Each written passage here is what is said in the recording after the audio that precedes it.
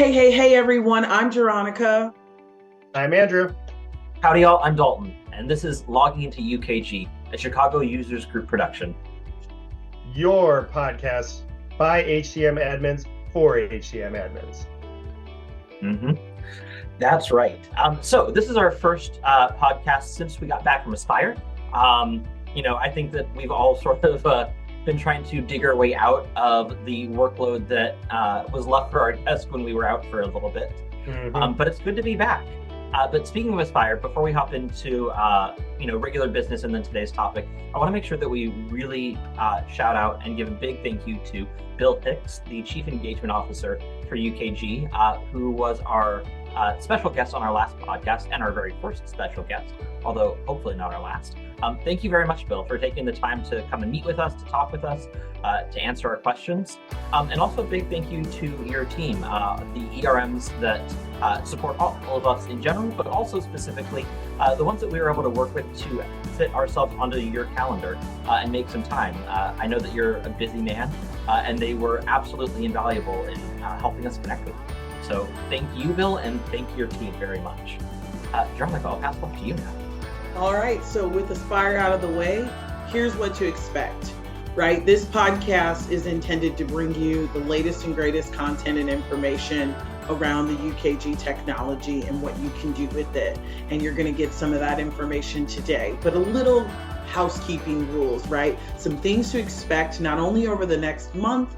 As we know, we're in the holiday season and folks like to take off, how dare them, and spend time with their families and eat ham and all that good stuff.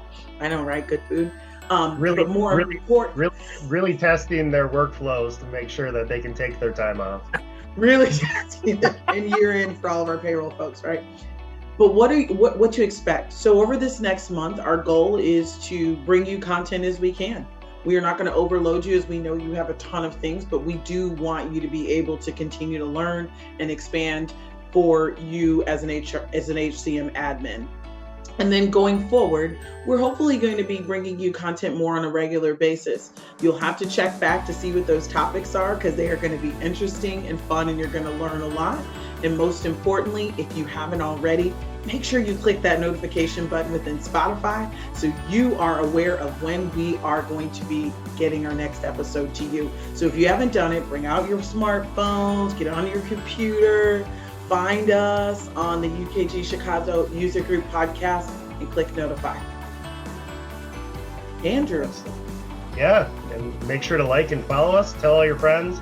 This should be some good shoveling snow for those that live in the Midwest. A good listen for when you're doing that fun outdoor work here in the next few months or so. So, what if you just watch it melt? Yeah, there you go. Don't do it. Oops. Our city has an ordinance where you have to, and I'm on part of the volunteer group, so there will be a couple of houses that I'm shoveling. So Dalton may be at your front door. Potentially, if you live around me. Every day, Dalton shovel and shovel and shovel. That's a good one. But on to today's topic. Today's topic will be security roles. And as Webster's dictionary defines it, also known as the UKG community, user roles identify groups of people who perform a similar function. Each role created is assigned a specific UKG menus, tabs, pages, and learning resources. Role assignments determine the actions available to a user. Roles can be determined to have limited access to functional areas of the application. Role types assigned determine the access available to a user assigned to a particular role. When you create a role, you must associate the role with at least one role type. This can be one-to-many relationships, which we will cover here in the podcast here today. And user access to an employee's information can further be restricted with the use of qualifiers. Examples would be your component company, region, pay groups, job titles. The options are almost limited, but they are available to you to really narrow down what an individual can see and what an individual can do. So there is the community's definition of role administration and how it applies to each and every one of us and how we go about setting up our own environments. So take a breath. That was a mouthful. Andrew told us that he was going to start with reading that definition, but we never actually asked him to read it beforehand, and I didn't realize how long he'd be going for. Yeah, thank you so much for taking that on. Hey, I thought I nailed it. You definitely did. There was nothing you did wrong. It was completely it was definitely an encyclopedia of a definition. UKG, you can shrink it a little bit. I mean, there's got to be a Cliff Notes version of. I was like, it just keeps going. But okay, good stuff. All right, Andrew, I'm sorry. We just. Now breathed. So security roles are really the heart and the hub of what we do as an HRIS administrator, and should be on the forefront of all of our minds. Being in human resources, we want individuals to have the correct access that they need in order to perform their daily functions, but not so much access that it kind of gets you in that little HR trouble, which we may cover in a later episode of the dark side of HR.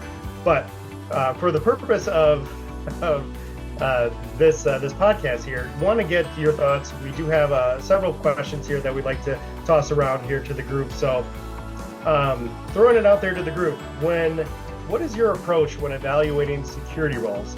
How often should you do it? What are the different things that you should be looking for? And any sort of tips or tricks when looking at your roles within your organization? I'll go ahead and take that to start. So I think if you're brand new or coming into an HRIS role, I think that's the first step is jumping right in and taking a look at their current security setup. And if you can find any documentation or even just company knowledge of why it was set up that way, so that you can go through and evaluate it, great. From there, I think it's probably pretty important to just keep up with security at least every big release, because there's enough changes coming through with each release that you want to see what's coming through. Do you need it? Is it delivered on or off? What do we need to configure as this drops? It isn't, security shouldn't be hey, we did it once, never look at it again. The system is evolving. Hopefully your company is continuing to evolve, not just in what they do, but how they utilize the system. And at least for my 2 cents, that would be sort of the frequency that you should be looking at it. Do either of you go ahead and look more often than that? Or less, actually? I think we're more frequent. So security for us, because of the nature of our business and people are requesting access, I at least do a quarterly audit at minimum because our business requires it, but more importantly, because of old practices, and it's not a knock. People sometimes request access, and as you're trying to button up what that process looks like. But I do agree with you that evaluating, kind of coming into the system, understanding what's out there, learning a little bit about why those decisions were made, keeping in mind that some of the roles are system generated, so they may not even be applicable to you. And that's kind of really what we do. We really think through what are we looking to do? What do we, what roles do we need in order to do that? And in order for us to do that, sometimes it does require a little bit more review of it. But I also like your approach of the advice that no matter what, the release is the important time to do it. And as you expand your offerings from pro to maybe workforce management, recruiting and onboarding, and so on and so forth, you probably want to make sure and keep a look on all those different releases, because what I've learned is like recruiting is monthly. It pretty much comes out a more frequent. Pro is a little bit more cadenced, and now workforce management has a different release time. So might be a little bit more than quarterly or biannually, but it's important to keep a look on it. Yeah. And I would agree as well. Definitely keeping an eye on it with every release that comes out. But at a bare minimum, I'm comfortable with at least once a quarter. That way you can reevaluate, especially if you're newer to an organization. That's just going to help you get a better understanding of the cadence that was set prior to your arrival, or a nice refresher once those security roles are set up, because security roles are pretty much the heartbeat of your system there, because if your security roles aren't aligned and aren't what you're looking for as an organization, everything else that you're going to try to do moving forward, whether that's a new module implementation or a rollout of, let's say, performance reviews, it's not going to follow the steps that you want. So having a good grasp, especially early on in your tenure with a company, is going to be incredibly important to be able to have a good idea of the security roles that you have, what they do, and who has them, in order to effectively move forward. I agree. Speaking of security roles and like how to when you should be looking at them, we've heard the official definition. Thank you very much again, Andrew and UKG community. How do you guys describe the security role, though, either to other people who might be new to your HRIS team, or how do you describe it to other people who need to know a little bit about UKG security but don't need the full in-depth? Like, do you have like a quick like elevator pitch that you use to really help people understand? My elevator pitch is function versus data access with any security role. What do you want to be able to do, and who do you need to be able to see? So when I'm thinking about security roles and I'm explaining it to folks, the first thing I ask when someone's asking about a security role and what do they need access to, I always want to know, what do you want them to do in the system? What do they have the ability to transact on? And there's even a level within that, whether it's view or actually edit, delete, all of those different pieces. And so you might be able to view something, but you can't take action on it. So, and then I talk about, who, right? Do you want them to see the president of the organization? Is it okay if they see you as their manager? Or do you only want them to see a small segment of population? And then I'm able to look to, going back to Andrew's definition that he pulled from the community, think about some of those qualifiers and what's necessary in order to set that person up, because that's usually then how I explain it to them. Okay, well, what we can do is give you this in order to ensure you see that. Now, you also have these extra people. I tend to go over a little bit if they have no real experience with security roles. I tend to maybe give them examples, like if I give them this access, then what that means is they're going to be able to do X, Y, and Z, and they're going to be able to see A, B, and C person. Yep.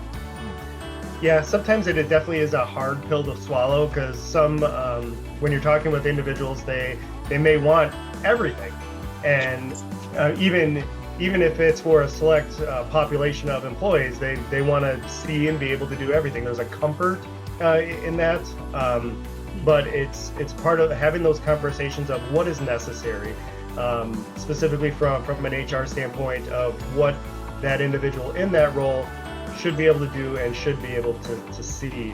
And like I said, sometimes that's a hard pill to swallow and not just give away the farm, but also having a good understanding, and this might be a nice trick or tip, I should say, is when you really start getting into it, maybe having a listing of particular roles and what makes sense for and when I say roles, I mean by job title or organizational level, of what these roles and job titles should have within the organization from a security role standpoint. You have your HR folks and what they should have and have access to. You got your manager level, and then you got your employee level, and just really mapping that out and having a good understanding of how security roles affect each one of these levels. Then that kind of helps you start getting the basis of what people should have access to and how it should look. And then you also have a blueprint moving forward that you can always refer back to. Awesome. I think I do a bit of a mix of what both of you guys were saying there. The other thing I like to throw out, especially for people who aren't building the security roles, but who just need to understand a bit of how the system thinks and operates, is those little tabs at the top of the menu section. I like to break it down that way and tell them, think about the system as what you're doing as an employee, what you're doing as a supervisor, and then what you're doing as an admin, because I go ahead and combine the admin and sort of like system configuration into one thought for them. That makes sense. Yeah. I find that it helps people understand a bit more of what they need to do, because if they say, hey, I need to be able to do a change job for someone, are you doing that as an admin, or are you looking at it as a supervisor specifically for those underneath you? And it helps facilitate some of those conversations. Good. So staying on this role theme and setting them up, how many roles are too many roles, right? We've got roles that are delivered to us, and then every business you tend to get in and you want to create your own, and then we take it overboard. So within your organization, how many roles are too many? What kind of numbers are you guys working with? Do you create roles for every location, or are you trying to standardize and things of that nature? Dalton, you go first, because then my answers are going to be less than yours. Yeah, so we actually go ahead and go back to those sort of like three pillars of how the system thinks. So we have one role for employees. Everyone in the organization has the exact same employee access, whether you're a frontline desk clerk or whether you're a CEO. There's no difference in what you can do under that employee tab. We then go ahead and group things into supervisors, which are completely separate roles. And for us, it makes sense for us to have 5. It might be different for your organization. Where we go overboard is really the admin, because that feels like the most like nitpick, like, what someone's going to do in the system. So I think we have an HR team of just around 20 folks, and we probably have maybe like 8 roles just for our HR team, but it's very specific. So this allows us, someone's hired, they get the employee role. They're a supervisor, they get, one of these 5 roles, and then the, very small portion of our organization that does admin work. So for the most part, that's IT, finance, HR, and then the random one-off. Those ones have like sort of very minute, exactly what they need. Okay. But it's very well defined and very well labeled for us. But okay. I would say that we sort of walk that line of, can we consolidate? And we, at times we have. Yeah.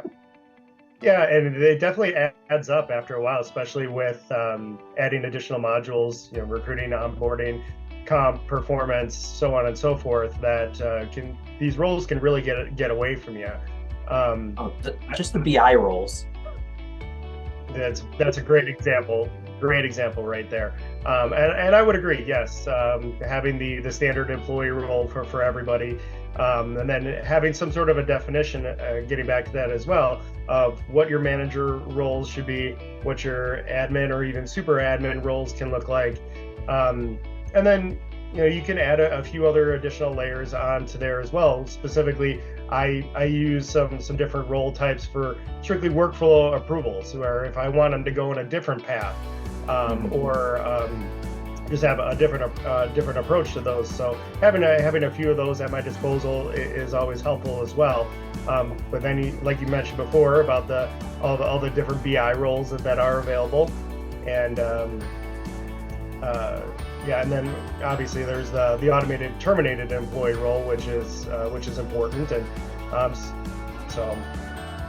Yeah, roles can really get away from you, but as much as you can try to consolidate them, the better overall you're going to be moving forward.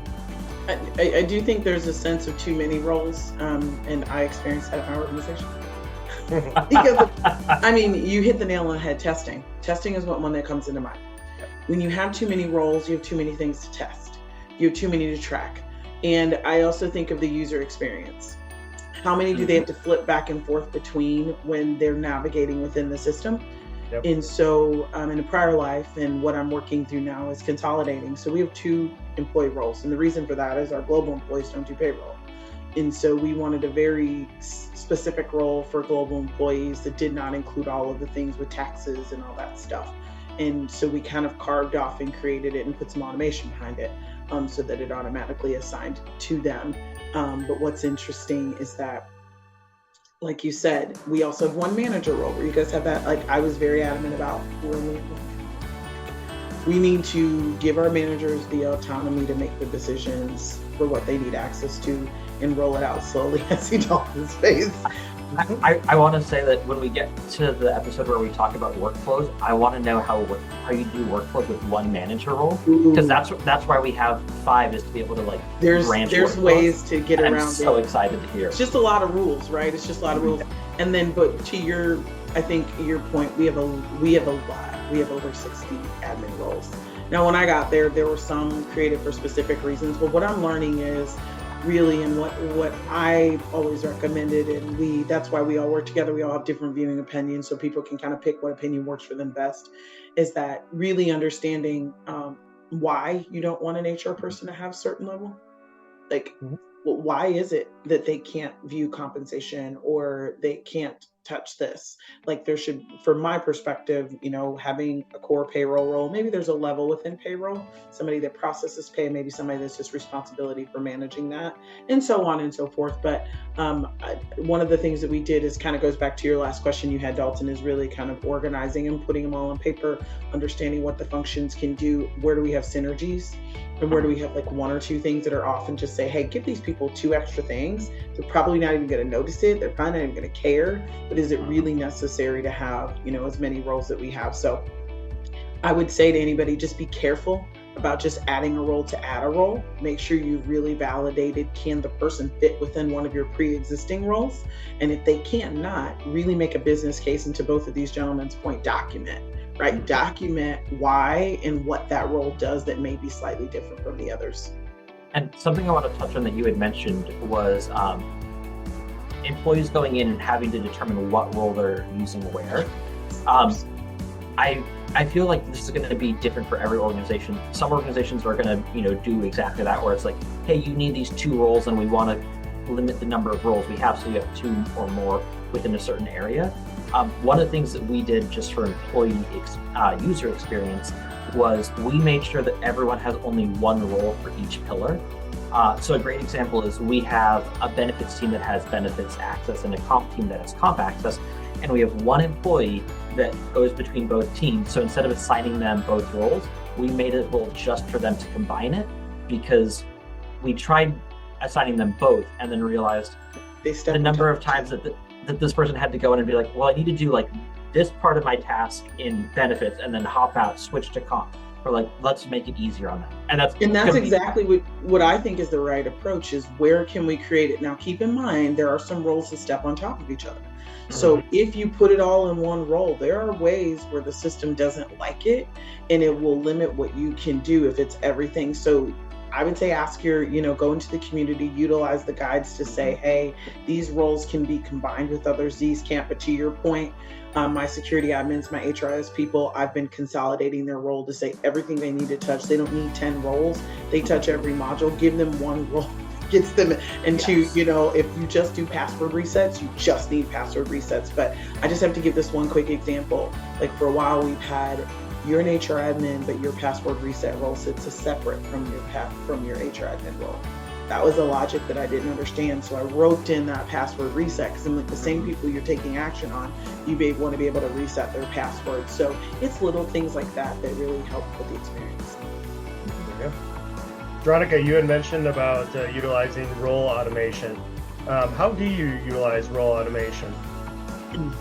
Well, now, so I've really gotten into role automation, and one of them was we had a lot of SOX controls and everything needed to be approved. And some of it logically didn't make sense. Like a manager needing access to their people, why are we getting approvals on that role? People that need to process PTO for their people, why are we getting approval on that? Right? And even for the folks that are kind of like the second level approver, in case somebody just doesn't approve it, you got to have that little fail safe. And so what we started to do is really understand, like manager role is auto assigned. That's one that if you have direct reports, you automatically get a manager role because it did not make sense. One role that I'm doing right now is every HR person that comes into the organization, they were requesting BI consumer access, and it drove me insane, because every HR person by nature, and this is a Veronica philosophy, this is not a, I don't sell it for my company, sell it for me, is that if you're an HR person, you should be able to at least run reports on your people and the people that you support, even if you can't create them because you haven't taken the classes. And so I immediately started just assigning a BI consumer role. It didn't make sense that we were asking for access. And so we use it for manager, we use it for PTO manager, we use it for that. And now I'm stepping into it because for workforce management, they do a lot of auto role assignments. So when you get hired, and if you're using any UKG tool, from a time perspective, UTA, UTM, whatever, there's a tab where you assign the roles. Well, what workforce management does is you build out the role automation based on qualifiers such as location, who you report to, job title, all that stuff. And then when it gets to that time tab, it auto assigns it based on all these rules. And so what's great is it does it in court and then it turns around and does it in workforce management. So you're not dual keying all of those roles, which has been right now as we're going through implementation. That's great because there's several roles within workforce management for function and access and viewing and so forth. And it just became, so we're taking advantage of every way we can to look at the roles and start to say, to Dalton's point, if you run comp, that's not something we could probably automate, but there are roles that you can automate. And so we're really looking at all of those, those common denominators that don't need that approval because you're not accessing or touching stuff. You may just need to view something, whether it's reporting or something like that. Sure. What about you, Dalton? Pretty similar to Veronica, where we've gone ahead and, obviously the employee role is automated. Yep. I'd say probably within the last year and a half is when we really started to use more role automation. We have it set up now for all the manager roles and for some of the admin roles. Some of those ones, because some of them are very stable. Our payroll one is very stable. If you have a title that has payroll in it, you have the payroll access. It's pretty nice that way. Some of them, though, titles are more likely to change. If we have only, let's say, 2 org levels, I try to do this. For those of you who can't see, I try to put up 2 and 3 fingers at the same time. So I'm trying to say we have 2 departments, which is our org level 3. But anyway, we only have 2 of those in HR, so it's not like we can go ahead and use that so strongly as a filter. So we really have to use job. But the job titles of people within those areas sometimes change as the role develops. And it's not like, once every couple of years, I feel like at least once a year, there's someone having a job title change. So we found that for a lot of our admin roles, especially the one-offs, we try to go ahead and just not automate that. We just have documentation on, hey, this is the process of when someone joins. Sure. Yeah. I like that. Yep, we're pretty much in the same boat as well as far as the manager roles, since that's one of our bigger populations and one that I prefer not to do on a daily basis in granting all those roles. Some of the ones that are a little bit more unique to us is we have a large and exclusive temp population of temp employees. So, and we do grant them access into our environment. However, we did create a temp employee role where they basically have very limited access to be able to check their timesheets, change their address, and view their job information. So that's really about it. But it was a little bit more of a unique approach in issuing that employee role because it's based off of their employee type field. And if they're in this temp employee field, then they get that temp employee role and thus don't need access to everything that a normal employee would. But for those that may be listening that aren't necessarily as comfortable with role automation or just not there yet, a nice tip would be as an HRIS admin, have a good pulse on those that are of a higher level is not really the right word, but just may have additional access than a normal employee would. The reason being is that once that employee is terminated, they immediately should be assigned their termination role. And if you ever want to go back and say, we just hired a new director of HR, we want them to have the same access as our old director of HR, you're not going to be able to know what that information necessarily may have been. So having a good pulse on when individuals are leaving and maybe taking a snapshot or a snippet of what those currently roles, and that way you can refer back to that in the future should you want to mirror what an individual's role within your organization may have been. So that's my tip of the day. I'll add on to the hot tip, and that's name your role something that you understand. Correct. Like, we know, if someone comes onto our benefits team, we don't have to figure out what role because, we call our HR department talent, so it's talent-benefits. If it's, the head of our department, it's talent dash leadership. Like there's no thought process that goes into or that's needed to be like, what role does this person have? It's very like, hey, we have this. And if we change how we think about it or change the name of the job that it refers to, we will go ahead and update the security role name so that it matches, because it's a one-time change there. And then we don't have to worry about like, oh, well, 20 years ago, it used to be called this. Mm-hmm. Smart. Makes sense. So what advice would you give to anybody that's either implementing for the first time or going into a new organization when it comes to security roles? What sort of tips or tricks or advice would you give to them? So I'm going to rope up a question that I had into this because I think that it's really more advice. So advice is, going back to what Dalton said in his earlier question, evaluate. First step is to evaluate, and to not just make decisions based on what you did at your previous organization or knowledge you have, because there's always a why behind something. Whether or not we agree with the why is, subject to our own opinion. But that's the first thing, is always start by evaluation. That's the first thing I do. And if there's not documentation, kind of tying back to what you said, all these things we've been talking about, start creating a documentation, the roles that you have, what the roles can do. And there are reports in BI that already do that for you, that you can do web user configuration, and you can do role configuration reports as well, to see what roles you have and how they're configured, and the people that are attached to the roles and what they have access to. I think those are good steps. And the other thing, if you don't have a process for requesting the access and what they need, the first thing that I've seen from my experience has been the biggest fail is people not having a process. It's everybody kind of creates and asks for access. And what I've found is that hasn't been helpful, because then the person that's kind of doing it, you don't know who really has the right authority. Do they really understand the role that they're granting access to? And so if you don't have like a role creation form or a process in which they say, hey, I'm new, this is my role, I need access to this, or I need this role, and you automatically know what that role does, start by creating a little Adobe form or a PDF form or something that you can go through an approval chain. And then that's also kind of hold accountability. And probably the last point I would say is really, if you don't understand what all your roles do, understand what they do. Yep. And understand, because I think that sometimes we don't know why they did it, and we don't use it, and then it becomes, and then clean it up. If you're not using it anymore after a while and no one's attached to it, get rid of it and move on from it. But more importantly, just ask questions and spend some time really understanding what it is you're touching before you touch it. Oh, and here's another nugget. If you're not looking at BI roles, you should be. As they mentioned, it's very separate. Workforce management will have separate roles.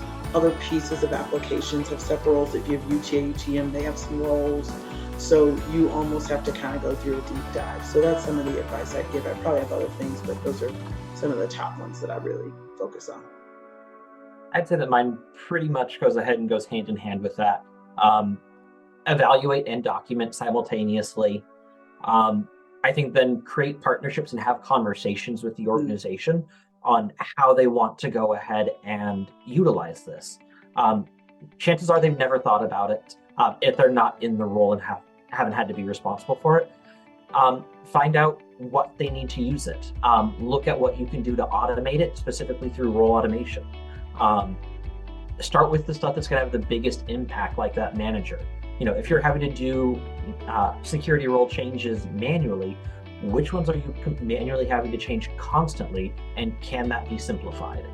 And then, yes, just stay on top of it and clean it up as often as you can. You don't have to be in there every day looking and being like, do we still use this one even though I checked yesterday? But at the very least, check it when new stuff gets rolled out. If you can build in those quarterly or even monthly audits, if you have the time, great. But understand it, document it, partner it, and then make it flow better. Absolutely. And I would say it's it's going to be a hard conversation to have early on, but it's okay to say, I want to prioritize if I'm going into a new organization or if I'm about to implement. It's okay to say, I want to prioritize security role for my first week or whatever that time period is, to really get a good grasp on security roles and having a good understanding of what this is going to do in the system. Another good tip would be to create a test employee and start assigning different roles to that test employee, log in as them, and just see what it does. You can look at the laundry list of different adds, edits, deletes, and everything else that it is involved with a security role, but until you actually see it in action, it's going to help you get a better understanding of what, if this is necessary, and what it actually does. So my advice or any recommendation is taking the time to understand and prioritize, because everything else that you do after that is going to all fall into line based on those roles. And create a test employee just to try it out and see what it does. Some people are more visual learners rather than just going through that list. I know that's helped me before in the past as well. Well, I have one more. Real quick, I was just going to say, now that there's especially that option on the front end, I know it's always been in the back end of it, but now that everyone has the ability to delete employees, there's no reason not to create a test employee and try that. If your company is very worried about, no, we only want actual people in there, great, create a test employee, try it out, and then delete them. That option is there, so there's no reason not to. And if you have a test environment, use that. Right? Yeah. Yes. Do everything in test, like set up, give yourself the world. But the other piece of advice I would give, and I had to write it down because I forgot it, and so I was over here writing, push back. When people ask for stuff, push back. Why did I say do that? Because we are the keepers of the employees' data. There are people's information in this system. And I know as organizations, as leaders, we care a lot about salary and review rates, but I care about social security numbers, care about birth dates, I care about private info of other people. And so when people are asking for data, as HRIS admin, it's our responsibility to help protect that, to really kind of counteract what's going on in the system. So it's okay to ask why. It's okay to get that secondary approval. It's okay to say, I don't know that you actually need that. Maybe you need this instead. And I think you guys alluded to it. Ask the questions, because then that'll help you. But that's one thing that I forgot to say that I really wanted to say is, let's just remember we're protecting our people. And it's, as Andrew said, it starts here with security. So it's okay to say, hey, I'm not sure that you need that level of access. Yeah, really understand what they need it for, not the access that they want. Because a lot of times they'll say, I need this, and really they need a small portion of it, and they just don't know how to ask for it. So have that conversation. If you don't want to push back, maybe you're not as confrontational, you can go ahead and just be quizzical. Go ahead and ask a lot of questions. Yeah. Awesome. This has been great. Any final thoughts as far as security roles are concerned? If you have questions, we're always here to help. There's an opportunity to reach out to us again. If there's information you want to, we have some great folks in the UKG user group that really deal with security, as well as the three of us. We are always willing to kind of, provide these tips and tricks to you if you have additional questions. So you might be advised. That's right. And with that, make sure to like and follow the Chicago Users Group, both on LinkedIn and on Facebook. And as mentioned earlier in the podcast, please feel free to like and follow this podcast. Hopefully you are enjoying it as much as we are enjoying putting this content out there for you. And as much as we can get the word out there, the better. This has been the Chicago Users Group Productions, logging out. Thanks all. Bye. Bye, everybody.